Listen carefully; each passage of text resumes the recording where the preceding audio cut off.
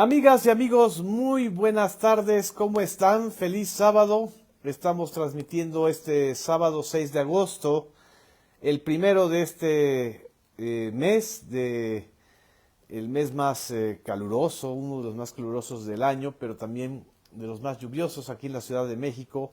Estamos con algunas nubes en esta zona, amenazando con incluso cortarnos la transmisión porque a veces se va el internet en estos momentos. Pero bueno, muchas gracias por estar en esta transmisión y acompañarnos a la reflexión, al análisis. Hoy es sábado, mañana vamos a tener también la dominguera, pero a lo largo de la semana se acumularon una serie de acontecimientos, algunos trágicos como lo que estamos viviendo y esperando, sobre todo lo que están viviendo los familiares de los 10 mineros en Sabinas, Coahuila.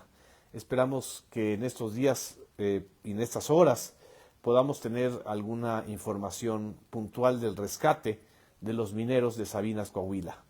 Pero además de esto, pues se han ocurrido otros hechos y se han dado a conocer otras informaciones que vale la pena analizar y comentar con ustedes, y en especial el caso de Enrique Peña Nieto, el expresidente más impopular en los últimos 60 años. Enrique Peña Nieto, el exgobernador del Estado de México, el hombre de la televisión o de la telecracia o de la construcción de una candidatura armada con mucho dinero, con dinero público y con dinero privado, la construcción de un grupo que es un grupo muy poderoso, al que en otro libro yo denominé la cleptocracia, que es el grupo del Estado de México. Enrique Peña Nieto, nosotros, pues prácticamente todos los que tienen menos de 20 años o más de 20 años recordarán que Enrique Peña Nieto llegó a la presidencia de la República en 2012 con un halo de invencible, de alguien que sin algún atributo explícito más que el de ser telegénico, de aparecer bien en las pantallas y de parecer una especie de mi rey, de la época de los mirreyes, de los 90s y los 2000s, se transformó en menos de 2 años en un presidente muy repudiado por gran parte de la población. El retorno del PRI a la presidencia después de 2 sexenios, de los sexenios de la docena trágica panista, la de Vicente Fox y la de Felipe Calderón, despertó muchas emociones, ilusiones, pero quienes estuvimos al pendiente de la trayectoria de Enrique Peña Nieto sabíamos que no íbamos a tener a un gobernante democrático y mucho menos honesto. Enrique Peña Nieto representaba la última carcajada de la cumbancha de un grupo de interés muy poderoso, que es el grupo que gobierna el Estado de México. Por cierto, el mismo grupo que está ahora molesto, y lo expresan en las redes sociales, con la definición de la candidatura de Morena para la gubernatura a través de la maestra Delfina Gómez. Una maestra humilde, una maestra que sigue viviendo en la misma casa donde vivió, a la que se le acusan de 20,000 cosas, que si de ladrona, que si de quitarle los diezmos a los trabajadores de Texcoco. Todo esto juzgado ya por el Tribunal Electoral del Poder Judicial de la Federación y desechado en términos de imputación directa a la maestra Delfina Gómez. Bueno, frente a eso, pues están una serie de voces que ignoran prácticamente lo que ha sido, pues, los últimos gobiernos del Estado de México desde Alfredo del Mazo González papá hasta Alfredo del Mazo hijo, el actual gobernador.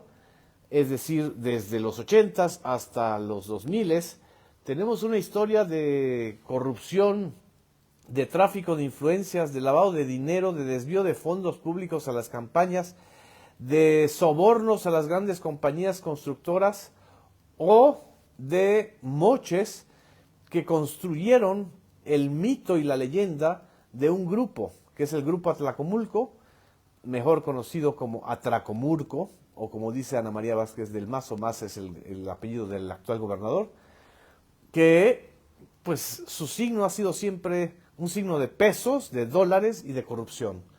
Esta historia, en mi caso, y perdón que hable en primera persona, pero creo que vale la pena a veces recordar, es ya una historia que tiene 17 años de investigación. El primer libro que yo publiqué sobre el caso de Enrique Peña Nieto fue este: Si yo fuera presidente, el reality show de Enrique Peña Nieto.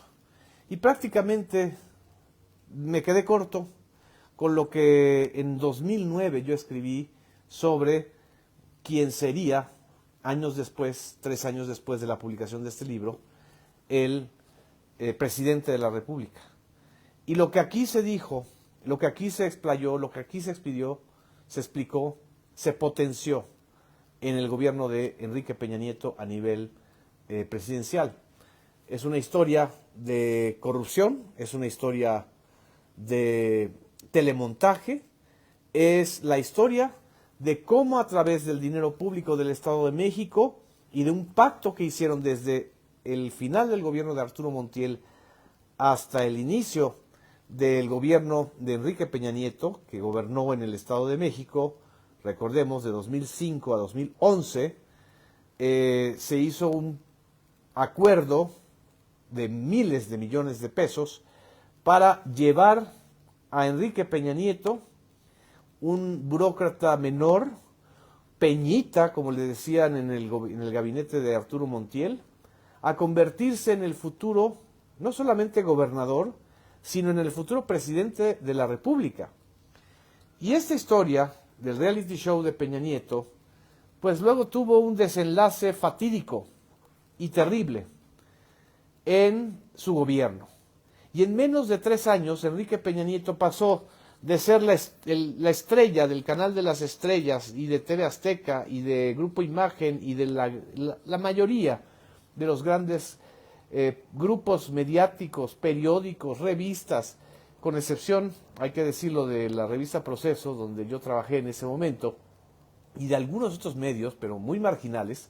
Enrique Peña Nieto repartió, corrompió y dejó robar de una manera tan descarada que prácticamente no hubo un año de Hidalgo, sino fue el sexenio de Hidalgo. ¿Por qué decimos sexenio de Hidalgo? Porque, como dice la frase, chinguen a su madre el que deje algo. Y prácticamente ellos hicieron del sexenio un sexenio de Hidalgo a ojos de todas y de todos los mexicanos, que vimos cómo robaron escandalosamente, cómo la corrupción se normalizó, cómo se destinaron casi 100,000 millones de pesos de manera oficial, más la extraoficial, a los medios de comunicación para sostener ese gobierno pues hecho con alfileres, y cómo prácticamente puso en subasta al país, poniendo las reformas estructurales, las famosas reformas estructurales de Enrique Peña Nieto, como si fueran la gran cosa, la gran continuidad, a final de cuentas, de las reformas que inició Carlos Salinas de Gortari en 1990, cuando él fue presidente de 1988 a 1994. Hubo otro libro, que es este, La caída del telepresidente. Este libro salió publicado en 2015 y fue el recuento del auge y declive de un telepresidente y de los expedientes. Y de los expedientes terribles, como el de Ayotzinapa, como el de Atenco. El primer expediente, y eso no hay que olvidarlo, de Enrique Peña Nieto, y quizá el único que va a durar más allá de cualquier sexenio porque no prescribe, es el expediente de las violaciones a las mujeres de San Salvador Atenco durante la represión de mayo del 2006, cuando Enrique Peña Nieto fue gobernador y cuando Enrique Peña Nieto dio la orden para que se hiciera toda la fuerza, todo el uso de la fuerza pública y hasta sus excesos para reprimir, intimidar, violentar y violar a mujeres en San Salvador Atenco. Esta historia no está todavía terminada. La responsabilidad de Enrique Peña Nieto en la represión de Atenco, para quienes tienen corta memoria, para quienes ahora salen a decir, bueno, es que Enrique Peña Nieto en realidad fue un gran gobernante, o que hay un pacto de impunidad entre López Obrador y Peña Nieto. Enrique Peña Nieto es un represor confeso. No podemos olvidar que aquella mañana de mayo de 2012, en la Universidad Iberoamericana, cuando contra todos los pronósticos y sugerencias Enrique Peña Nieto fue a dar una conferencia en la Universidad Iberoamericana, y habían también muchos jóvenes que estaban en contra de la presencia de Enrique Peña Nieto aquella mañana. Cuando casi al final de la conferencia un joven le pregunta a Peña Nieto qué responsabilidad tenía él en los hechos violentos y violatorios de derechos humanos en San Salvador Atenco, Enrique Peña Nieto, micrófono en mano, declaró que él no se arrepentía de lo que habían hecho en Atenco y que lo volvería a hacer. Esas frases están ahí para la historia y están ahí para el expediente del caso de San Salvador Atenco, que por cierto está estrechamente relacionado con la construcción de este aeropuerto en Texcoco, que fue el gran proyecto del Grupo Atlacomulco desde la época de Ernesto Zedillo. Y el gran robo del siglo, porque en realidad no querían concluir un aeropuerto, querían hacer un presupuesto faraónico de una obra faraónica para hacer un negocio inmobiliario en las tierras que antes fueron un lago, el lago de Texcoco, y violentar los derechos de posesión de la tierra de comunidades agrarias que eran, entre otras, las de Atenco, que desde la época de Vicente Fox marcharon en contra de ese proyecto. Y el que ordenó la represión más dura, más criminal, más sanguinaria y más violatoria de derechos humanos contra los pobladores de Atenco no fue Arturo Montiel, no fue Vicente Fox, aunque fue cómplice, fue Enrique Peña Nieto, y lo dijo él mismo, y todavía lo sigue diciendo. Es decir, este expediente es uno de los más fuertes que quedará para la historia en torno a la cleptocracia del Estado de México. Pero por si fuera poco, en estos días, el martes 2 de agosto, la Fiscalía General de la República dio a conocer en un comunicado que había la Fiscalía General de la República investigaba al expresidente Enrique Peña Nieto por o había abierto 3 carpetas de investigación por al menos 5 delitos.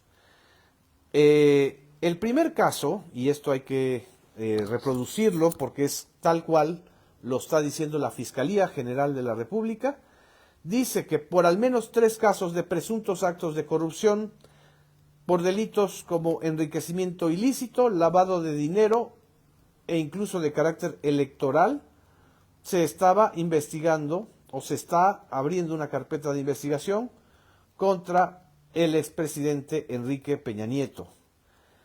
El primer caso tiene que ver, y lo menciona el comunicado, con la empresa OHL. La empresa OHL fue la constructora de este gran fraude que todos los días los automovilistas que pasan por el circuito exterior mexiquense o por el viaducto bicentenario saben de qué se trata. OHL no solamente construyó o mal construyó una obra vial de grandes dimensiones, sino que un sobrecosto que acabó pagando el erario del Estado de México, y que además utilizó ese dinero o parte de ese dinero, según un video que existe desde 2015 y que se dio a conocer, en donde las autoridades o los dirigentes o los gerentes o directivos responsables de OHL advierten y asumen que ellos sobornaron a políticos y desviaron dinero de lo que recibieron de la obra de AHL para la campaña electoral del Estado de México en 2011 y también pues, para la campaña presidencial de Enrique Peña Nieto en 2012.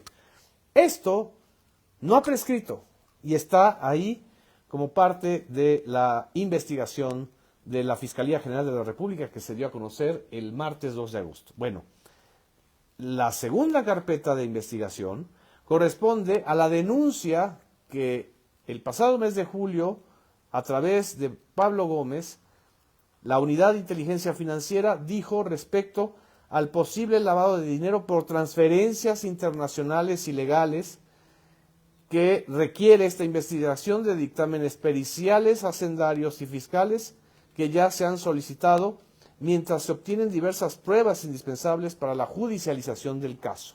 Es decir, hay pues prácticamente una línea para judicializar el caso de las transferencias ilegales de Enrique Peña Nieto. Y la tercera carpeta de investigación, informó la Fiscalía General de la República, es por el delito de enriquecimiento ilícito. No detalló en esta carpeta, como en el caso de HL y como en el caso del segundo de las transferencias estas por 28 millones de pesos. En el caso de la tercera carpeta, el enriquecimiento ilícito, enriquecimiento que viene de Enrique Peña Nieto, la Fiscalía General de la República simple y sencillamente aclaró que los dictámenes fiscales y patrimoniales se están desahogando a través de las instituciones correspondientes y de los peritos especializados en la materia, conforme se vayan obteniendo resultados procesales en los que se puedan dar las versiones públicas que la ley autorice. Esto se hará de inmediato. No había sucedido desde hace muchos años que la Fiscalía General de la República, antes la PGR, anunciara la integración de 3 carpetas de investigación en torno a 5 delitos relacionados con un expresidente de la República y sobre todo con Enrique Peña Nieto. Y a pesar de eso, siguen diciendo que nada va a suceder y que sigue existiendo un pacto de impunidad entre López Obrador y Enrique Peña Nieto. Una cosa es el pacto de no agresión política y otra cosa es un pacto de impunidad. Eso es lo que no entienden los adversarios de lo que está sucediendo en esta nueva realidad, en esta nueva dinámica en México, y que tiene que ver con el hartazgo y con la demanda social de justicia y de fin de la impunidad. Estos 3 expedientes, por supuesto, que van a dar mucho de qué hablar en los próximos días, en las próximas semanas. Y además de estos 3 expedientes, hay otro que todavía tiene un hilo conductor y es el caso Odebrecht. El caso Odebrecht, por el que está siendo juzgado, investigado, el exdirector de Pemex, Emilio Lozoya, y además otros presuntos implicados en una trama de sobornos de la compañía constructora brasileña Odebrecht, también involucran a Enrique Peña Nieto y al exsecretario de Hacienda, Luis Videgaray. La Fiscalía General de la República también abrió una carpeta de investigación ya desde hace más de un año, 24 de mayo del 2021 es la referencia, en contra de Enrique Peña Nieto y del exsecretario de Hacienda Luis Videgaray, por conformar una asociación delictiva que de abril del 2013 a agosto de 2014, los 2 primeros años de su administración, canalizaron casi 100 millones de pesos en sobornos a legisladores, entre ellos a Ricardo Anaya, el ex candidato presidencial del PAN, y a otros como José Luis Lavalle Mauri, ex senador del PAN campechano, que está preso, y otros legisladores, para aprobar las reformas estructurales de esos años. La imputación contra Enrique Peña Nieto es de el ex senador José Luis Lavalle Mauri, y que es el único de los legisladores señalados, está en el reclusorio norte. Este es uno de los expedientes que todavía están ahí, que no sabemos en qué concluyó, y el juez Marco Antonio Fuerte Tapia señaló en declaraciones publicadas el 24 de mayo de 2021, que el justiciable Lavalle, Mauri, junto con Enrique Peña Nieto, Luis Videgaray Castro, Ernesto Javier Cordero Arroyo, David Penchina Group, Ricardo Anaya Cortés, Francisco Javier Cabeza de Vaca y Salvador Vega Casillas, formaron parte de una asociación cuyos hechos son visibles desde el mes de abril de 2013 hasta agosto de 2014 con el propósito de llevar a cabo diversas conductas delictivas. Esta asociación criminal, añadió el juez, permitió a Enrique Peña Nieto y a Luis Videgaray trasladar a los legisladores sobornos que ascendieron a menos de 97.190.000 pesos, casi 100 millones de pesos, y que provienen de transferencias ilícitas por parte de la constructora Odebrecht. La entrega del dinero se realizó siempre en efectivo, en fajos de billetes de 500 a 200 pesos a través de intermediarios en 15 entregas distintas. Este es otro expediente sobre Enrique Peña Nieto. Y por si fuera poco, hay otro expediente del cual también ha mencionado el exgobernador Javier Duarte, que tiene que ver con la llamada Operación Zafiro.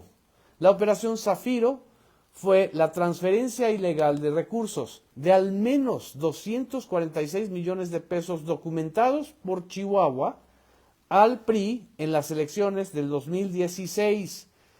Estas transferencias nada más pudieron ser posibles con la venia, con la autorización del entonces secretario de Hacienda, Luis Videgaray, y, por supuesto, con la autorización de su jefe en ese momento, que era el señor Enrique Peña Nieto. Esto creo que está más que claro y, bueno, las últimas investigaciones en torno a la Operación Zafiro hablan de un desvío de al menos 650 millones de pesos para el PRI entre los años de 2015 y 2016. Pues estas investigaciones fueron para beneficiar a los candidatos priistas en Chihuahua, Durango, Sonora, Colima y Estado de México, según las indagatorias que hasta ahora se tienen información. ¿Qué ha sucedido? Que bueno, la Operación Zafiro ahorita está pues prácticamente atorada. Entonces, si hablamos de impunidad, la impunidad se perpetúa si por lo menos no hubieran expedientes. En el caso de Enrique Peña Nieto hay suficientes expedientes de los cuales no hay que perder de vista ni el de Atenco, ni el de Odebrecht, ni el de OHL, ni el de la Operación Zafiro, pero tampoco los expedientes de represión durante su gobierno, como fue el caso de Ayotzinapa, Tlatlaya y otros.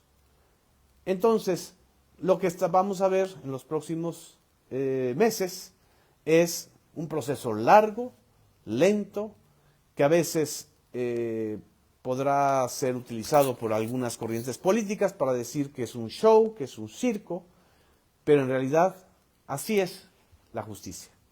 Esto es lo que quería yo comentarles el día de hoy para poner en contexto y para explicarles lo que ha estado sucediendo en torno a Enrique Peña Nieto.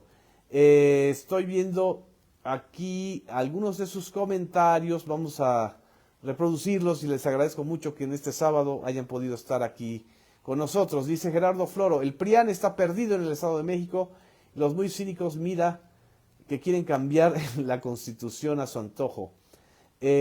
También hay otros comentarios que vale la pena retomar. Citlali Torres, ay sí, qué asco de vialidad esa que dice la del circuito exterior mexiquense. Porfirio Díaz Fonseca nos manda saludos. También Ana María Vázquez dice, confío plenamente en Pablo Gómez, solo en él. Citlali Torres dice, hazles entender esto a los que votan por el PRI. Bueno, no sé si todavía haya quienes voten por el PRI, pero bueno. Santa Macías Montalvo dice, OHL ha cobrado Estas carreteras se construyeron en el Estado de México 7 a 10 veces más del costo real, y con todo y eso Peña les pidió ampliación de la concesión hasta 2050. Antes de terminar su sexenio hizo esta ampliación de concesión a OHL, y en Veracruz concesionó el puerto hasta 100 años a privados. Esto es absolutamente cierto, y qué bueno este apunte de nuestra compañera. Gregorio Ramírez dice: acláranos por qué le das trabajo a la presidenta de Mexicanos contra la Corrupción. Ay, yo no le doy trabajo a la presidenta de Mexicanos con la Corrupción. Si mencionan o si hablan del tema de la participación de esta señora en un programa de Canal 11, yo no dirijo Canal 11, yo dirijo el sistema público de radiodifusión que tiene a su cargo el Canal 14. Y por cierto, hay mecanismos de las audiencias para expresar sus quejas, sus señalamientos, a través de la Defensoría de Audiencia del Canal 11. Pero por otro lado, el colaborar en un programa no significa ni siquiera darle trabajo permanente.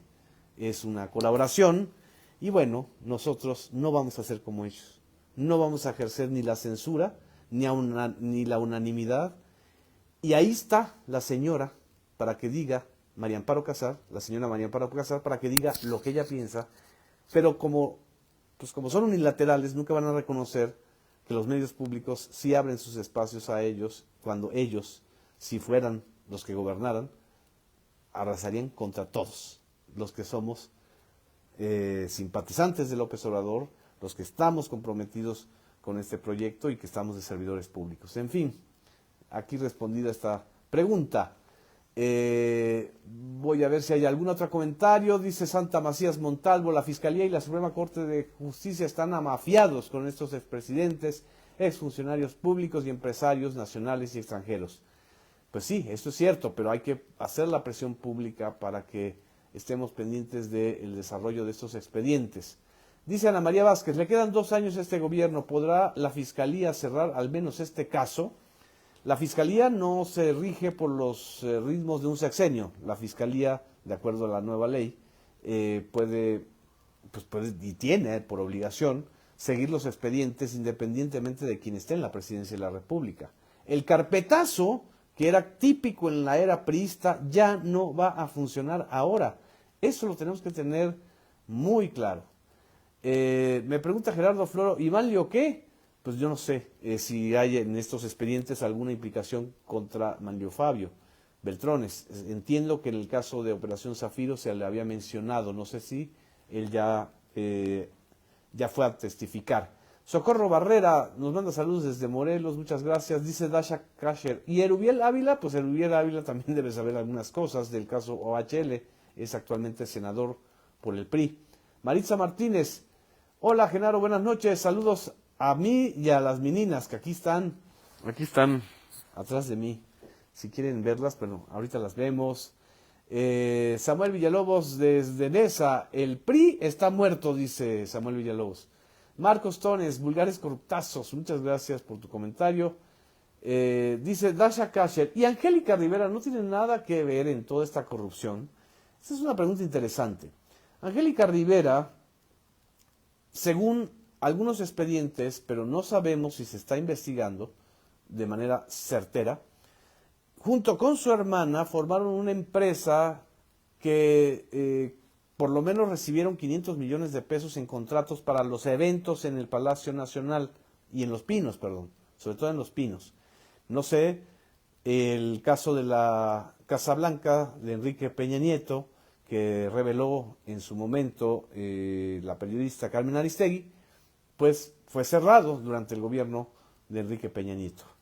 Yadi Ley dice: saludos, pero por cierto, vale aclarar esto en el tema de Angélica Rivera. Angélica Rivera fue un aditamento mediático, político, empresarial para el proyecto de Enrique Peña Nieto. Pero en realidad el núcleo, y esto lo explico muy bien en este libro, sobre todo, si yo fuera presidente, el núcleo siempre ha sido el grupo Atlacomulco, un grupo que se fue articulando a partir del poderío que tuvo en su momento Carlos San González, el máximo representante de la política corrupta del sistema priista, porque él sabía que la única manera de hacerse rico era a través de las obras públicas. Y por eso aquella frase famosa de político pobre es un pobre político, porque según él, para ser un político eficaz había que tener mucho dinero. Y también, esa es una frase del grupo Atlacomulco atribuida a Carlos San González, que todos los políticos y los opositores y los periodistas tienen un precio. Por cierto, ya esta frase la ha vuelto a decir de una manera muy grotesca Alito Moreno. Y el grupo Atlacomulco en el Estado de México, cualquiera de los que nos está escuchando y los que saben y viven en el Estado de México, han padecido el saqueo permanente, la cultura de que un cargo es un botín y no un servicio público. De esa cultura viene Enrique Peña Nieto, no podía venir de otra. Ese es el tema con el grupo Atlacomulco, y en realidad Angélica Rivera, pues fue un contrato. Esto lo explico también muy bien en este libro. El asunto con Angélica Rivera era un contrato, en donde todo era, pues, hasta un montaje, el noviazgo, la boda, la relación, porque de lo que se trataba era de sumarle la popularidad de la que entonces era la actriz más famosa de Televisa, gracias a las telenovelas, a este joven, que en el gabinete de Arturo Montiel le decían Peñita, pero que ya era el señor Enrique Peña Nieto, candidato presidencial en ciernes, gracias a esta corrupción, a esta red de dinero público que se alimentó, pues, para hacer toda la operación política y ganar en el 2012. Estos son los comentarios que creo que vale la pena hacer y compartir con ustedes. Les agradezco muchísimo su paciencia, su interés. Compartan este análisis y nos vemos el día de mañana en La Dominguera. Gracias.